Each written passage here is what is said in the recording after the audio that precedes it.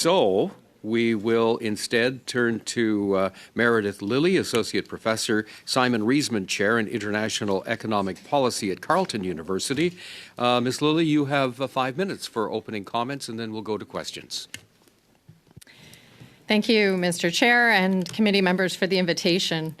As the committee considers Canada's Indo Pacific strategy, I'll focus my comments on the links between economics and security, particularly with respect to Canada's international trade interests in the region. Engaging with the Indo Pacific is vital for Canada as the fastest growing and most dynamic economic region in the world, home to 60% of the world's population and 40% of its economic output. But some course correction is necessary.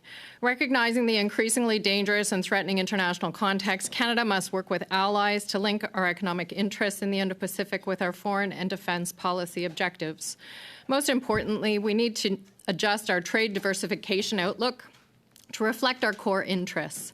Our diversification efforts in the Indo-Pacific are often framed as reducing our dependence on U.S. markets, but this is simply not supported by theory or evidence. The reality is that if Canadian firms trade internationally at all, they first trade with the United States. This, of course, makes perfect sense.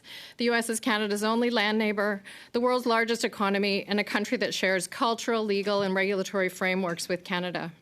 It is only after Canadian firms are comfortable trading with the United States that a subset of those branch into additional markets.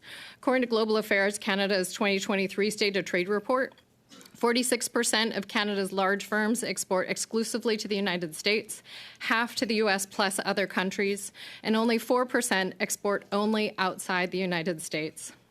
So reframing our Indo-Pacific strategy to build on our foundations of trade with the U.S. can simplify and streamline our approach moving forward.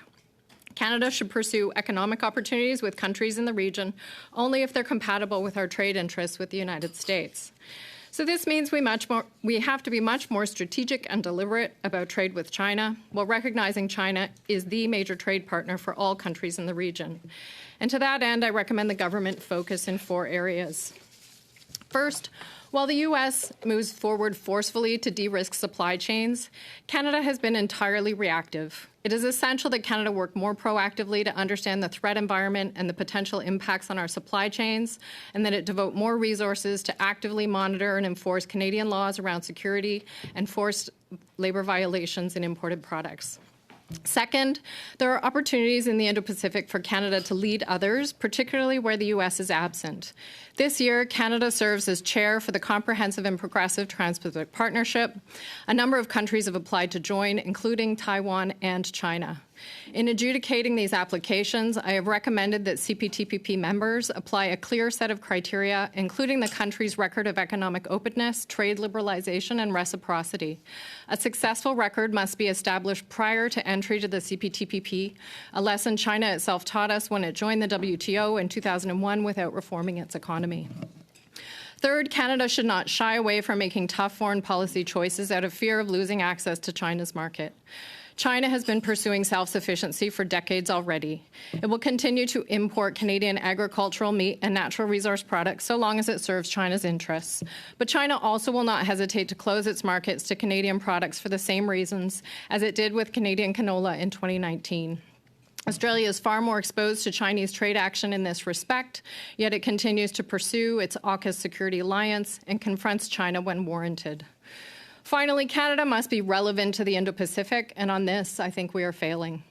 Countries in the region are primarily interested in Canadian energy exports, especially LNG.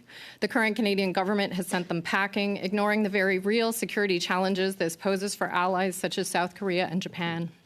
Meanwhile, the United States became the world's largest exporter of LNG in 2023, helping to provide allies with alternatives to Russian energy exports.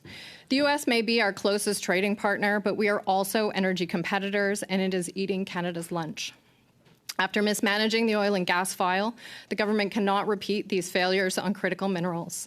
The federal government must work to restore foreign investor confidence in Canadian energy products and use its full legislative powers to work with provinces to prioritize and accelerate the regulatory permitting processes needed for success. Time is precious, and we need to match our efforts to the serious context in which we live. Mr. Chair, I'd be happy to answer questions from committee members. Thank you, Ms. Lilly.